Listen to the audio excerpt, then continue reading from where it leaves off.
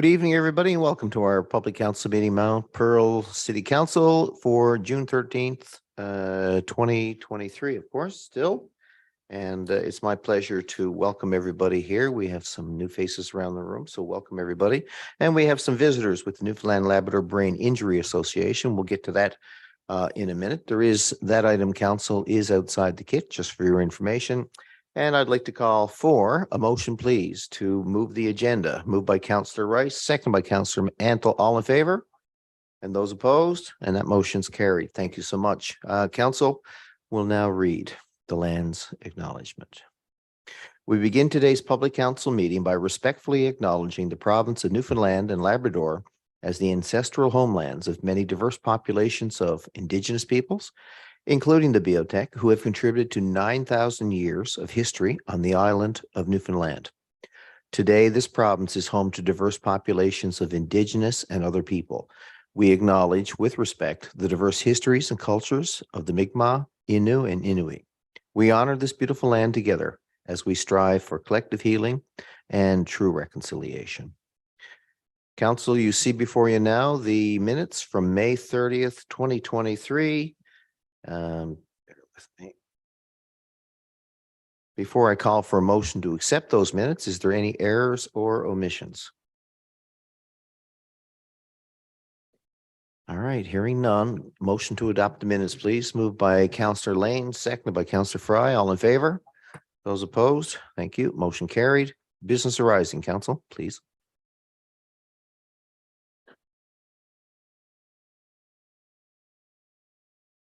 At this point in the agenda, you'd like to say we're going to be done in no time tonight, and those are usually the longest meetings. So I'd like to welcome, on behalf of the Newfoundland Labrador Brain Injury Association, we have Carrie Lynn Shepherd, Jennifer Smith, and we have Nick Mercer. So I'd like to welcome you to come up to the podium while we read the proclamation. And if you'd like afterwards, after a few comments around the table, maybe we could get a snap. Oh, no, come all the way up here. Yeah, sorry. Yeah. Whatever side you wish. Welcome to our meeting tonight. No, come up on the platform. You can, yes. Yeah. Or you can stick together. Yeah. Come up here. No. Yeah. Come up to next to me and you good? Take your time. Well, welcome everybody. And I'm going to read the proclamation. And this is to do, of course, with Brain Injury Awareness Month. And whereas brain injury continues to be the #1 disabler and killer of those under 40 years of age, and whereas the impacts of an acquired brain injury may affect the person's cognitive, physical, psychological, mental health, and social well-being, with potentially life-altering effects on their friends and family.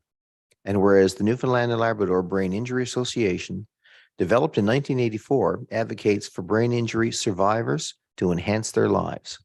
The association identifies the needs of survivors, their families and friends, and advocates of quality care and services, as well as improves public awareness of brain injury through education. Whereas designating June as Brain Injury Awareness Month here in the city of Mount Pearl may help to reduce incidents, promote education and awareness, and aid survivors of brain injury to rebuild their lives and achieve the maximum potential. On behalf of our city, I do hereby, and on behalf of council, I do hereby proclaim June 1st to the 30th, 2023 as Brain Injury Awareness Month here in the city of Mount Pearl. And I fix my signature there, and I'm going to turn on another microphone. And I think I'm going to pass it over to Carrie Lee. Okay. So hello, everybody. We've got Nick and Jennifer and myself, Carrie Lee, here today. We're all members of the board on the Newfoundland Brain Injury Association. And here today to talk about June. It's Brain Injury Awareness in Canada. And all three of us have very different injuries. And it's invisible injury, as we all know. It's not like a broken arm that you can see. People all across Canada, about 1.5 million of us, live with brain injury every day. And as was mentioned as well, men under 40, it's the #1 cause of death, unfortunately. So we do have people who have very many different symptoms people that live with it, and sadly people that struggle and pass away with it as well. But we have traumatic brain injury, acquired brain injury, genital brain injury, and all very different, but all very serious. And it's great that we can be here today to bring awareness for June. Well, thank you very much for coming. Would you like to speak, Jen, a little bit, or Nick? Well, please. So first of all, I just want to thank you for actually taking the time to acknowledge this organization, and think you're also planning to do a little bit of a lighting for our association. So that's wonderful. The impacts of brain injury, while they are invisible, they are usually very long lasting, and they affect people in very different ways. So we really appreciate the time to have that recognition, but we also try to use this as an opportunity to bring forward our mission to bring education to the impacts of concussion, motor vehicle accidents, the kinds of things where these can sort of disrupt your life, as well as sort of the congenital things where you have these preconditions that you might not be aware of. So just taking a time to educate where we can. Thank you for taking the time to hear us today. Thank you, Nick. Thank you. As Jennifer was saying, this is everyone's just showing different symptoms of brain injury.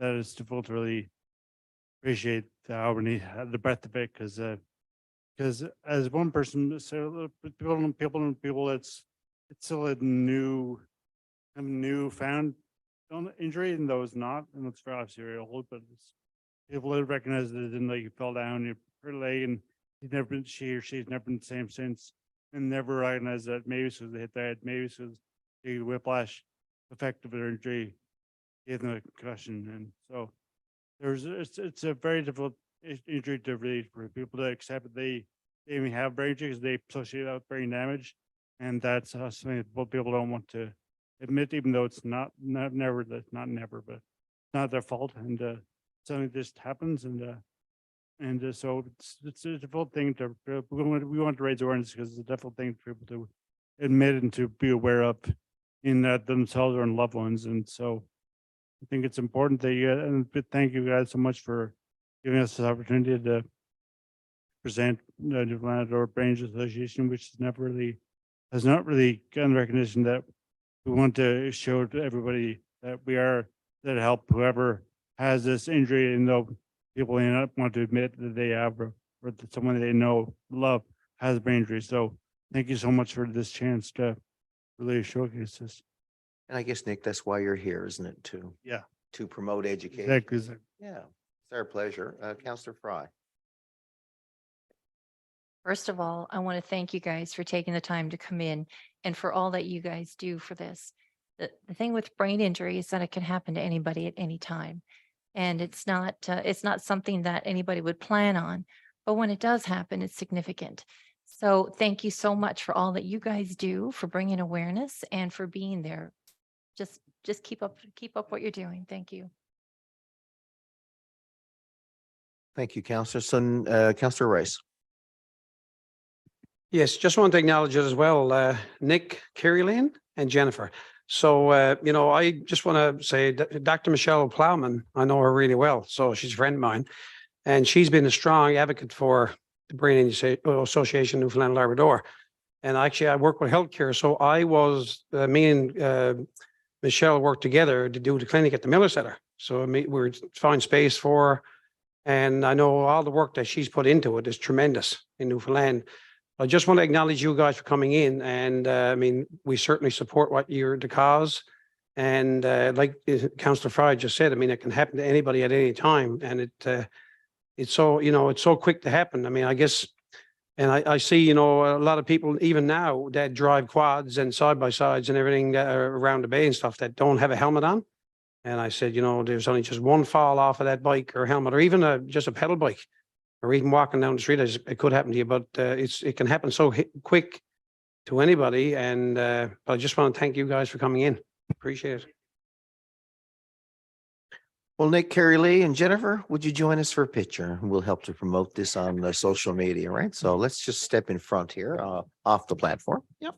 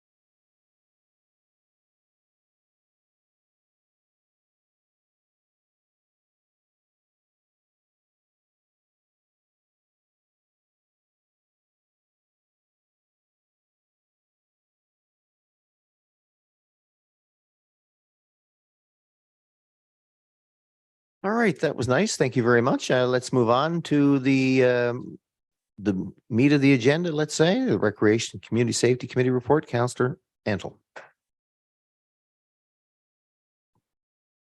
Russell, thank you very much. I'll take the first four and then I'll pass on to my colleague, Councillor Lane. Number one is our summer swimming lessons. Hopefully, we're going to get summer, so or keep our fingers crossed. The registration dates are June 19th for residents and June 21st for non-residents. The registration dates for the summer swimming lessons will be held on Monday, June 19th for Mount Pearl residents only, and on Wednesday, June 21st for non-residents. The lessons will run from July 2nd till August 26th. And for more information, you can visit our website and everything is there. Number two, our summer registration fitness class. The registration dates, June 20th for residents and June 22nd for non-residents. Registration dates for the summer registered fitness classes will be held on Tuesday, June 20th for Mount Pearl residents and Thursday, June 22nd for non-residents. The classes run from July 2nd to August 31st. For more information, again, you can visit our website. Our youth leadership program, this is a great program, runs from July and August, and the registration dates start at June 20th for residents and June 22nd for non-residents. The city will offer a 4-week youth leadership program for the month of July and August. The youth leadership program will provide the opportunity for participants to work as a team to develop their leadership and community engagement skills. Throughout the program, youth will work as a team to accomplish 3 program tiers. As the youth work through the tiers, they will develop their leadership skills, putting these developed skills into action into the final tier, completing their community service project. This 4-week, 3-tier program will consist of the following: skill development, and that's the classroom portion; environmental factors, working as a junior day camp counselor, observing and helping our staff; and commitment to action, where they demonstrate what they have learned in the last 2 tiers. Registration will take place online at 5 p.m. on June 20th for Mount Pearl residents and June 22nd for non-residents. The cost of the leadership program is $200, and that's $200 well spent. And you can visit the city's website for more information. Any comment on that? I thought Councillor Fry would certainly say so.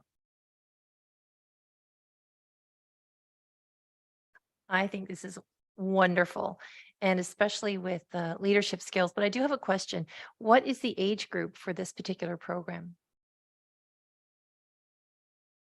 It's geared for ages 12 to 15. So it's children that are kind of a little bit too old for day camp, but not quite for summer positions. This is fantastic. And it's a skill that would be great on a resume for that age group. So kudos to you guys. This is fantastic. Thanks for doing it. Thank you, Mayor. I too think this is a great opportunity here for the youth. I just have a question. I know we have programs in place should, with respect to our recreational programs, should a youth be interested in this, but the money might be an issue. We do have some programs in place that would, I just want to throw that out there that, if money is an issue and affordability is an issue, please don't think you can't attend. Reach out to our city staff, and there are programs and fundings in place. So we do everything in our power to make sure we accommodate anybody who wants to join this youth leadership but may not be able to afford it. Because again, the skills you'll get from this will serve you, for the rest of your day. So I just want to throw that out there and just remind folks that we do have multiple programs here in the city to help people, who may not be able to afford the registration. Thank you, Mayor. Back to you, Councillor Antle, I think. Yes, go ahead. Thank you, Your Worship. Yeah, I think this is a great program. It's something that we should be proud to have in the city. And number 4 for me is regarding the pool, and it's a scheduled maintenance program. For the information of the public, the Summit Centre, the pool only, will be closed for scheduled maintenance from Monday, June the 19th until Saturday, June the 24th. We'll reopen again on Sunday, June the 25th. So this is scheduled maintenance, and we get up as fast as we possibly can. And now I'll pass it on over to Councillor. So school is out for summer, pool is not out for summer, right?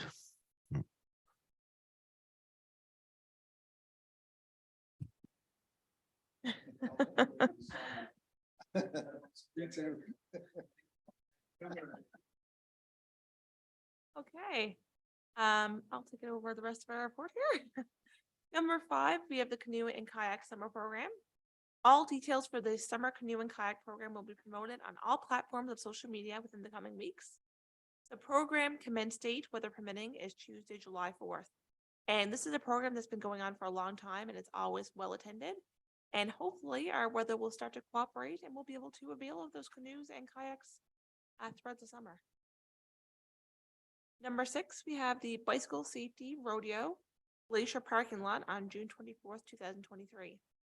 As a community safety initiative, the City Municipal Enforcement Division will host a bicycle safety rodeo at the Glacier Parking Lot on June 24th from 11 a.m. to 1 p.m. weather permitting. Parents are requested to pre-register each child, and the registration is free. The children registered will meet with their bikes in the parking lot to take part in learning bike safety and safe handling. Each participant will be put through several obstacle courses designed to teach and test their abilities. All details will be posted on the city's website and posted on all platforms of social media. I think this is another great program to have because with the summer approaching, there'll be a lot more people utilizing their bikes. And it's important to realize that when you're riding a bike, there are safety protocols that you need to follow, right? Especially when it comes to sharing the roads and sharing the trails. So I think the fact that our Municipal Enforcement Division will be hosting this is fantastic, and I hope to see a lot of people attend this. Number 7, we have the youth summer activities for ages 13 to 18, and that'll be July 3rd to August 25th, 2023. All details relating to the summer youth programs will be posted on the city's website in the coming weeks. Programs highlighted for the summer will be the youth drop-in movie and game night, youth basketball, sports and games, teen outings, and more. Come join in the fun. This has been happening for a very long time because I remember going when I was a child, when I was a young teenager, and it was always an absolute ball because it's fun, but it's also safe fun. So you can go on outings and they are supervised. And it's just a great opportunity for youth to enjoy their summer in a safe way and to make some new friends along the way. So that I'm sure will be well attended as well. And then the last item on our agenda is the street art contest.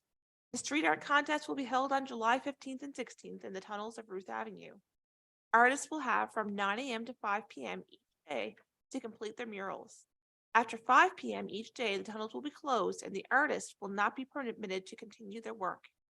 In the case of severe weather, the contest may be rescheduled. We encourage artists to check their emails during this time. Entry forms and art supplies will be accepted until July 5th, 2023. Artists who are selected to compete in the contest will be notified shortly thereafter. Visit the city's website for all details on this contest. I think this is a great opportunity to promote street art in a way to beautify our city. You know, we often hear about people who are doing graffiti, which is, illegal street art. And this is an opportunity for people to use the tunnels as a creative outlet and create beautiful murals to beautify the tunnels and to beautify our city. So I think this is an absolute positive thing, and I cannot wait to see the tunnels when they're done. And that's it for our agenda this evening. Thank you very much.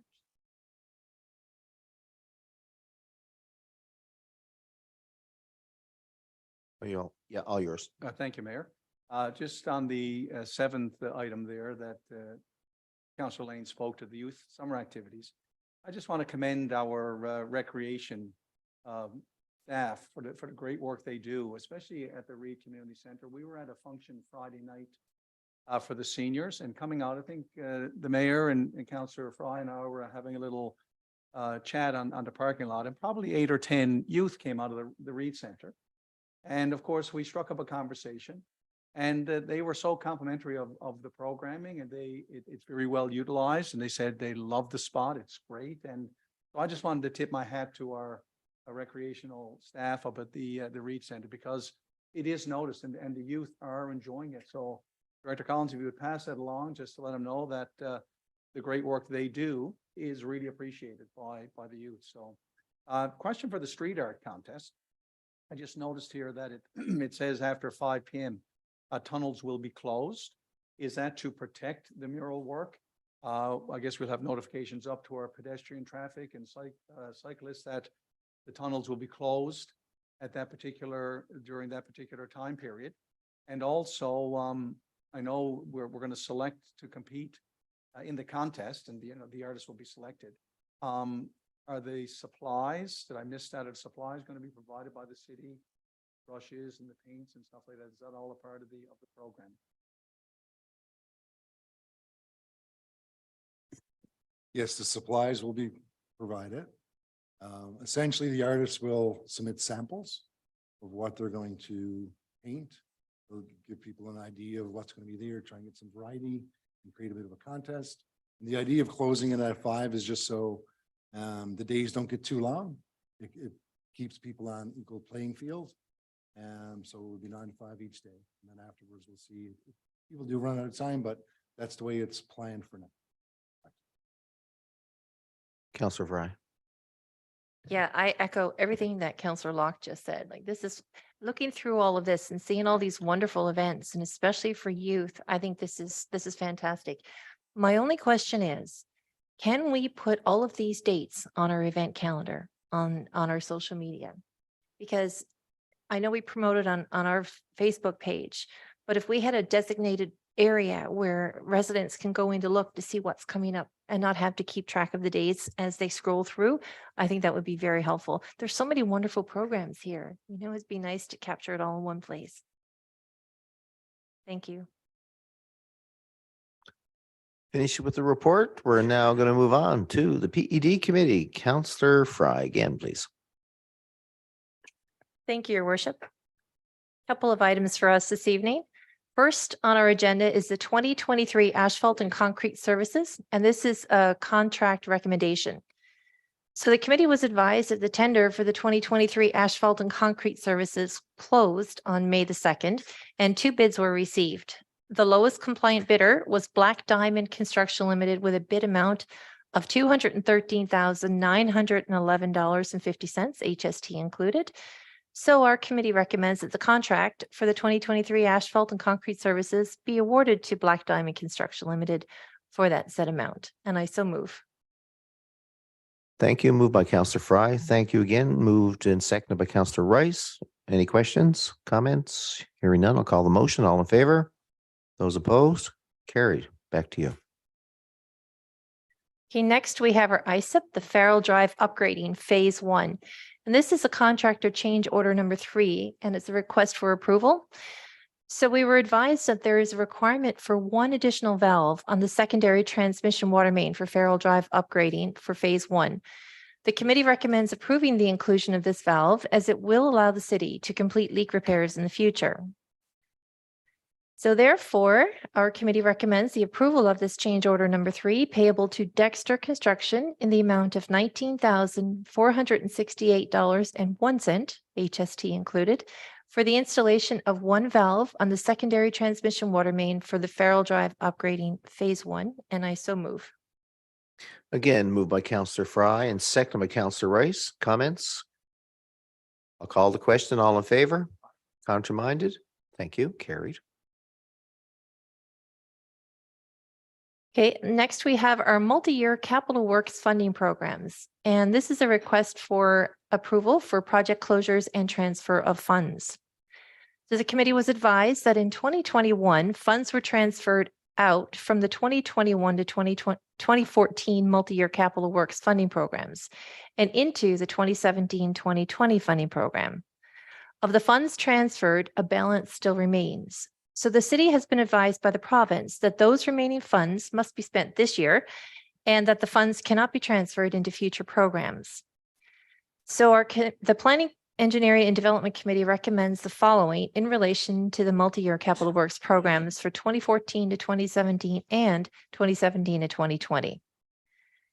That all completed projects for the 2017-2020 multi-year capital works program 17-MYCW-20-00090, 17-MYCW-20-00093, 17-MYCW-20-00097, 17-MYCW-20-00098, and 17-MYCW-22-00151 be closed. And also, the remaining funds in these projects in the amount of $1,576,991, HST included, be transferred to the following new applications within the 2017-2020 multi-year capital works program. And as you can see here, there's the surface course asphalt for partial sidewalk replacement and sewer manhole adjustments on Olympic Drive. The transferred amount will be $1,256,991, or I should say $1,256,991. And also for Birch Avenue Waterline Loop and Sanitary Trunk realignment. And that transferred amount is $320,000. Also, the completed projects for 2014 to 2017 multi-year capital works program, 17-MYCW-20-00140 be closed, and the remaining funds for this project totaling $128,468, HST included, be transferred to the pedestrian underpass assessments project, 17-MYCW-20-00137 within the 2014-2017 multi-year capital works program. And after all that, I so move. It is moved by Counselor Fry, seconded by Counselor Rice. So in a nutshell, the 2014 to 17 multi-year capital program is coming to an end once we spend the $128,000 on the underpass.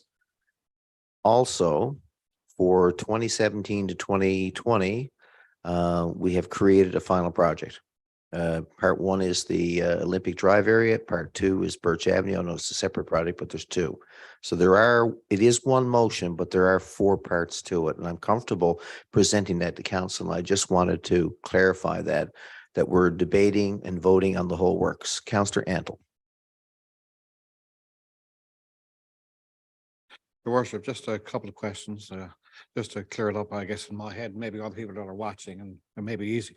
Is number one is, are we turning back any money to the province? It says money cannot be transferred in the future funding. And the money that we transfer in, are we saving any money? So for next year, we have other monies to use, or is this just revenue neutral?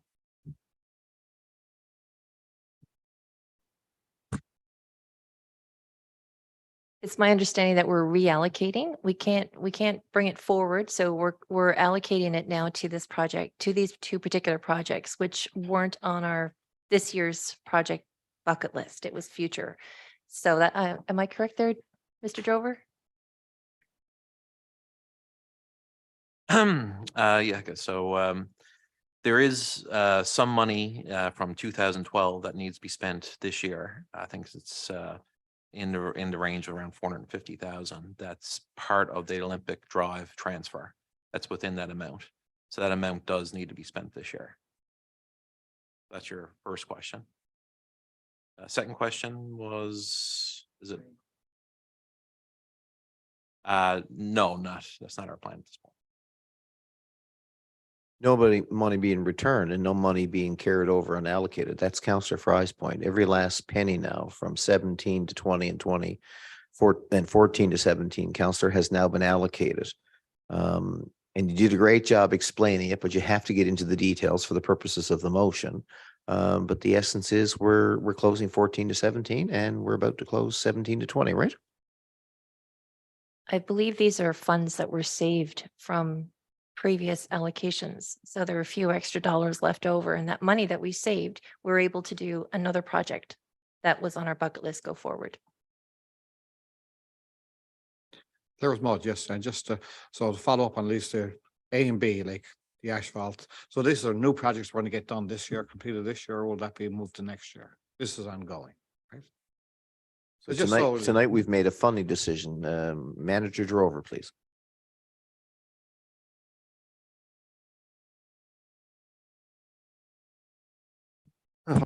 Oh, yeah. Councillor Antle, that's correct. The money is to be spent this year for both the realignment of the sanitary main on Birch, as well as Olympic Drive. That's a tender that we're looking to get out here very shortly. So it's unlikely we're going to spend the money, but ideally this year we've allocated and then we will commit through a tender process. Agreed? Yes.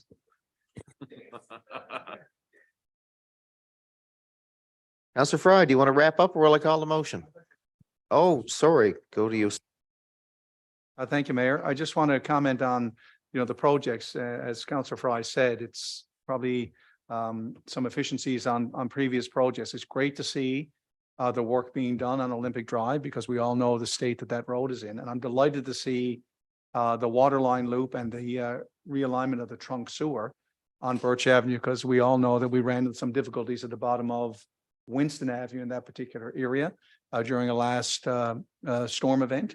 So this is great news. I'm glad to see this is progressing and certainly will be great news for the residents in that area. So, and I will be supporting this. Thank you, Mayor.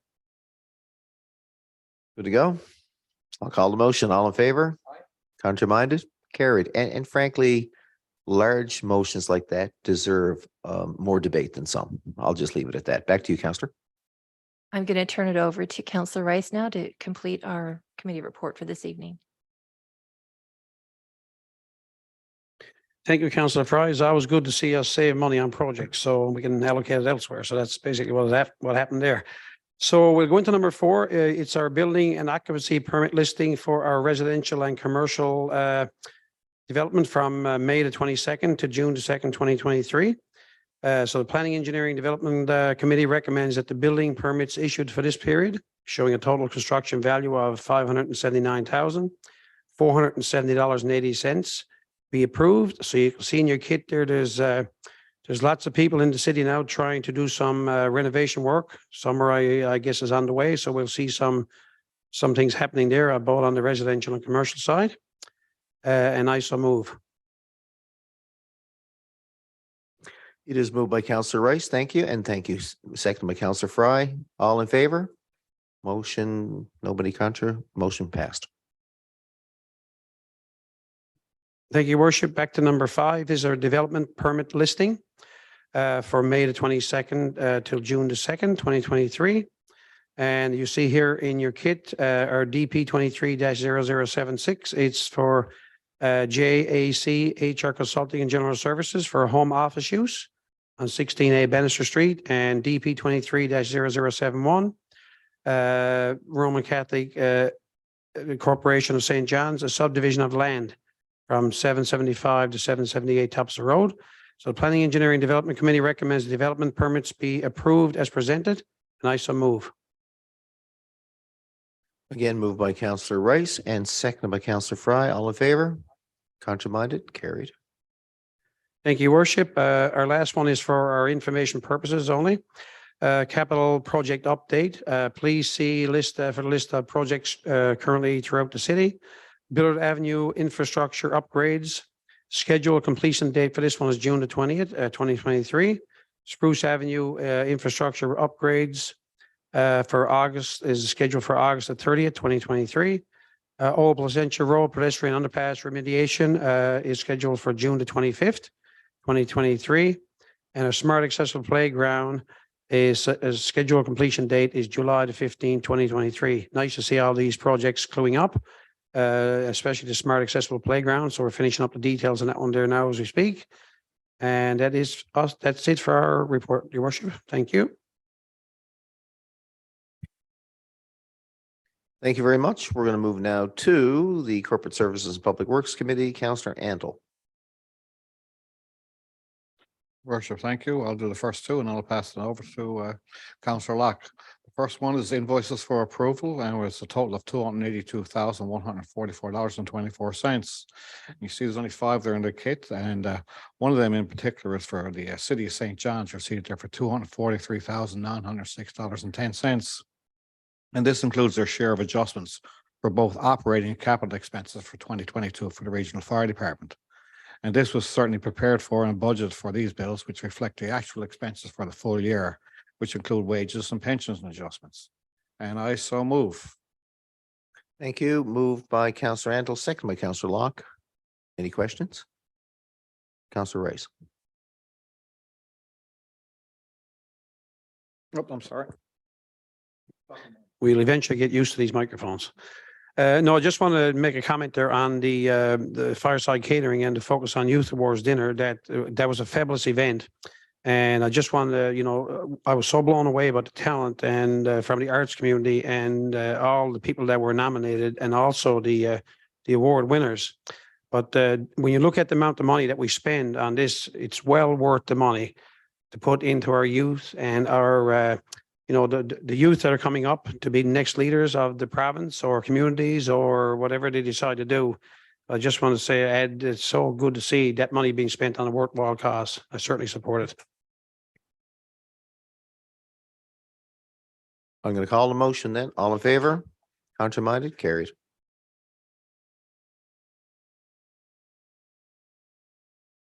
There you go. I gotta keep on pushing the buttons. It's like Wheel of Fortune.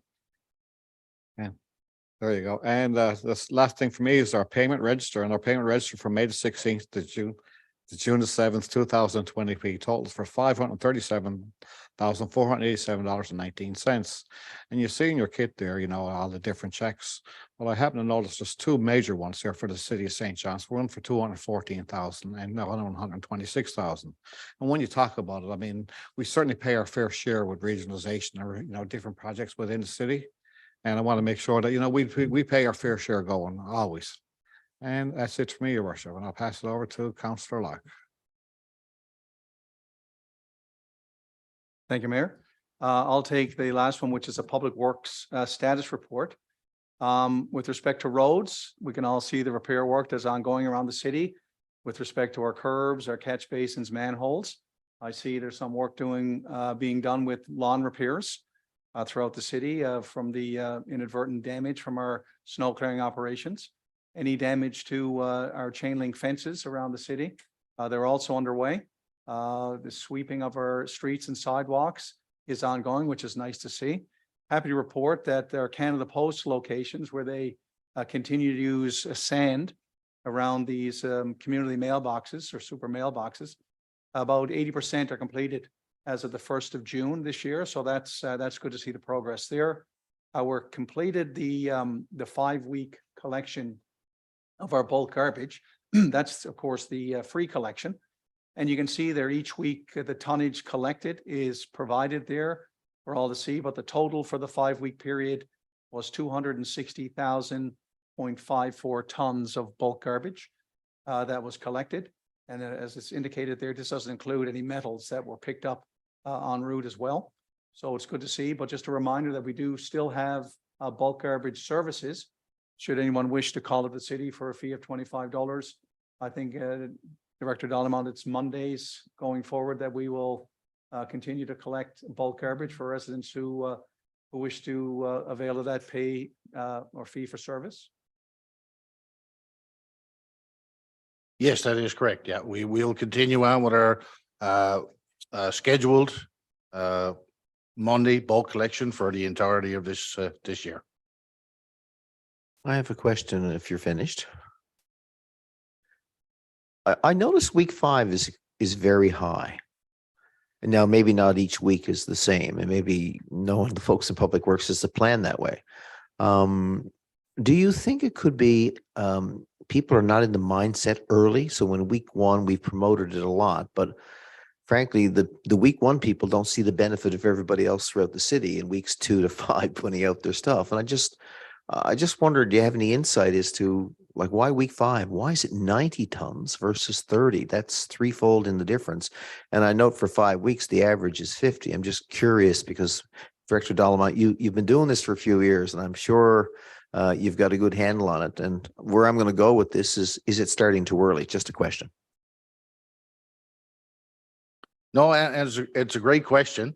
And we've seen it over the number of years. It happens every year. And it's literally about the way we have the bulk collections areas mapped out. Week 5 is a very big route. It's taken in a large section of Mount Pearl. And we primarily do it for efficiency, that it works better, but it works better in the effect of the other areas. But the last one, we know week 5 is always a big week for us. It's more houses per route in week 5. Thank you. Any other questions before I let Councillor Locke's going to finish the report? Okay, back to you, sir. Thank you, Mayor. I prepped Director Dalamont for that very question because I asked the exact same question at our committee meeting. So great minds think alike, and I won't finish that statement. So, okay, moving on to parks here. Our sport field maintenance is ongoing, which is great to see, the grass cutting and prepping our fields for our open spaces, but also for our recreational programs. Nice to report as well that work is underway at our Team Guzhou baseball field, putting in that new clay infield and some water systems down there for the 2025 summer games, which will be here before we know it. Our commemorative bench program, our work is ongoing. That's becoming increasingly popular over the years, which is good to see. Our litter cleanup, we did have a planned day on Saturday. Unfortunately, it got postponed due to inclement weather, but I do know we already had some various groups throughout the city that have come to the city. We'll provide the bags, the gloves, and they've also done some extensive garbage pickup throughout the community. And that's the plan, that this, while we're going to have a day to sort of kick it off and highlight that people can do this 20-minute makeover or picking up garbage in their neighborhoods throughout the summer. So just reach out to our staff, and we'll certainly provide, like I said, the gloves and the garbage bags. And many hands make light work, and you can certainly see it in the neighborhoods where cleanup occurs. And it's just so much nicer to see the beauty of the vegetation and trees, absent all the litter that tends to accumulate during the winter season. And also, it's nice to see that we're getting ready for our flowers. It's been a little gloomy over the last couple of weeks, but our horticultural activities, our beautification projects are ongoing, as well as other landscaping projects are underway for the preparation of the season. So hopefully within a month or so, we'll see an array of beautiful colors throughout our city as we continue with our planting. I noticed the new addition to the middle of the road in front of Dominion there. That's really nice to see. And I just wanted to compliment our horticulturists, because I've noticed the beds and how clean it looks and how nice. And I even saw some tulips. So there is a little bit of color, but I think it's wonderful to see. And I was really pleased to see the addition of the trees and shrubs there along Old Placenta Road. That's part of our urban forestry plan. Thanks. I'm glad you brought it up, Councillor Fry. We did finish 1 year with our urban forestry plan and we had some selected locations last year up by the Dominion, as you mentioned, and that is ongoing. So our plan is going forward that we dedicate funds each year now under our urban forestry plan and our city beautification because we have a beautiful city. We're known as the city within a park, and we're just going to enhance the natural beauty that's there with some plantings and some flowers. With respect to our fleet, Mayor, just to note that our service and maintenance is ongoing. And under our UTM, we're conducting our hydrant repairs, our leak detection, which is always ongoing. And I know I brag about it, but I'll keep it up, that we're doing a great job in conserving water here and detecting our leaks. We're cleaning out our catch basins. We're storm sewer jetting our infrastructure as well as regular maintenance and repairs are ongoing. And that brings me now to the last item there. And it's just a graph showing the water levels at Babel's Big Pond as of June 5th, 2023. And I'm sure no one is surprised to see that the levels are healthy in Babel's Big Pond, given all the wet weather. But like my grandmother always said, no such thing as bad weather, only bad clothing. And I'm quite grateful for the amount of rain and drizzle and fog that we've had, because I would rather that than the smell of smoke or burning fire. So I think we're blessed that we're in an area of our country where we do get abundant rain. And I have no doubt that the sun will come out tomorrow, as little Annie said. So that's it for our report. Mayor, I thank you. Thank you much. You saw the forecast for tomorrow, didn't you? I'm going to start the round table. Over to you, Councillor Lane, please. Thank you very much. So I'm going to talk about the babysitting course. Yeah, so that will be commencing. Registration commenced today for that, actually. And it'll open up to non-residents on June 15th. This is an absolutely excellent course. I actually took the course when I was a young teenager, and it teaches you all the skills to prepare you for babysitting in a variety of situations. And I still remember actually the first aid that I learned on what to do if you're babysitting and a baby's to choke, which is actually you're supposed to lay them on flat on your lap face down and pat their back, which a lot of people think that if someone's choking, you're just supposed to start patting their back, but actually lodged it further. And that's just one thing I learned from the course. So I think that if any youth is going to be babysitting, and I know a lot of them will be looking for babysitting jobs now come the summer, I'd imagine, this course is absolutely fantastic. And I highly recommend that everybody register their youth to take this course. So I think it's great that it's being offered here in the city. And I'm sure that won't be the last time that it's offered. I would also just like to take a moment to congratulate a couple of our Campia gymnasts. Cameron Bath and Molly Rose O'Day competed in the 2023 Eastern Canadian Championships as members of Team NL. It took place in Sherbrooke, Quebec from May 12th to the 14th and included teams from Ontario, Quebec, New Brunswick, PEI, Nova Scotia, and Newfoundland Labrador. Cameron finished first in the Provincial 2 tumbling category, and Molly Rose finished first in the Provincial 1 tumbling category. So a huge congratulations to them. And that's just another example of the great youth that we have here in our community. And that's it for me this evening. Thank you very much. Councillor Fry, please. 2 items, excuse me, 2 items for me this evening, Your Worship. First of all, I want to give a shout out to the first Mount Pearl Lions Beaver Colony. Now, I learned yesterday that all of the 3rd year beavers and the 3rd year cubs went to St. Peter's last night to build birdhouses. And this is, they're going to donate all of these birdhouses to the city. And the city will be placing them through all the parks and civic spaces to provide homes for a local bird species that is currently threatened.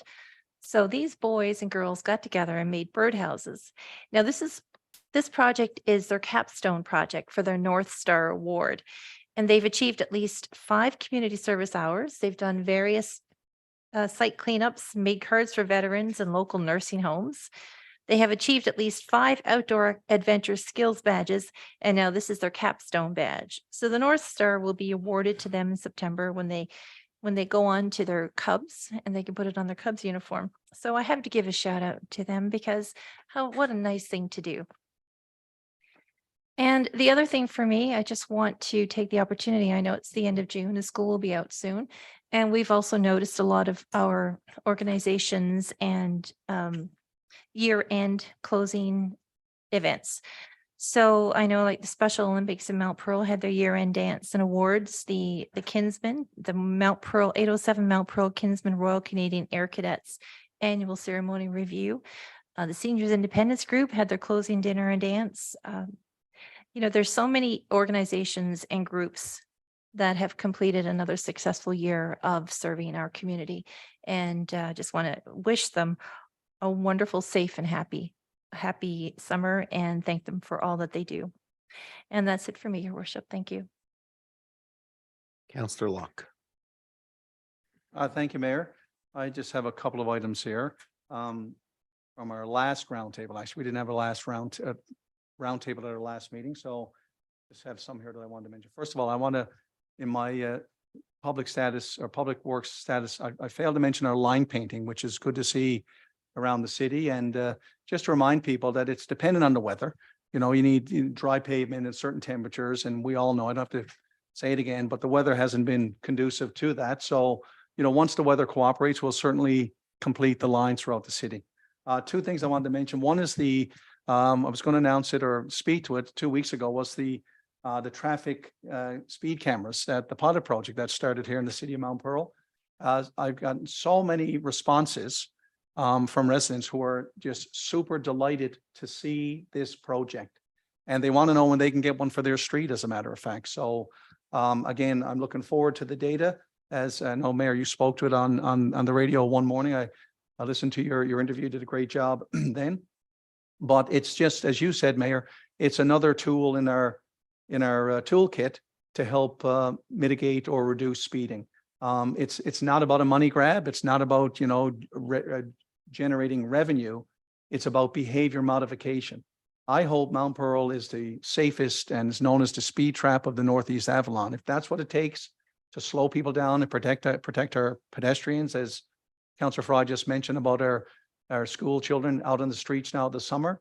If that's what it takes, well, I'm all for it. So again, it's a pilot project, waiting to see the data. Then we'll use the data to work out any bugs that present themselves and other issues in terms of who manages the tickets, who manages the mail outs and the like. So I just want to commend that. And the other I wanted to mention, on June 3rd, there was a conference or an announcement here in Mount Pearl at the annex regarding the Team Gushue completion. And again, the number of people that reached out on that are so excited about that. But I did have a couple of questions.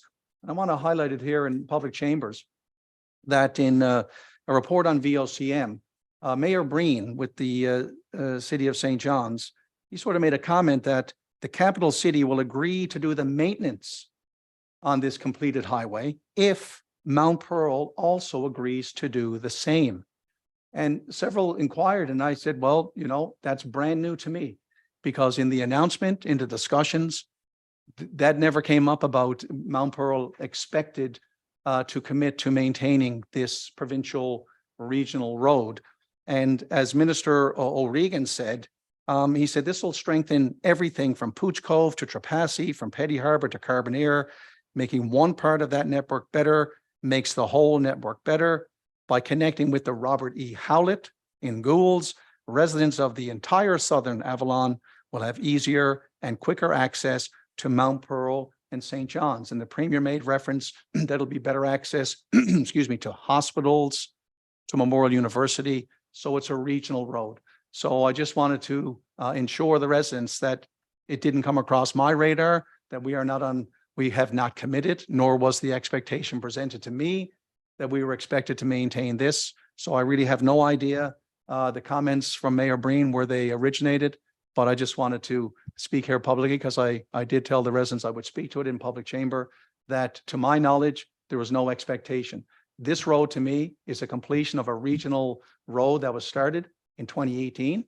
Yes, it will benefit the city of Mount Pearl, because since 2018, we have had an abundantly higher volume of traffic on Park Avenue and Smallwood Drive that wasn't there until they connected the Team Gushue Highway in the off-ramp down there by by Dodge City and Mount Pearl Square. So yes, it will benefit the city, but it will only rectify a traffic issue that was brought about by the incomplete condition of the Team Gushu Highway.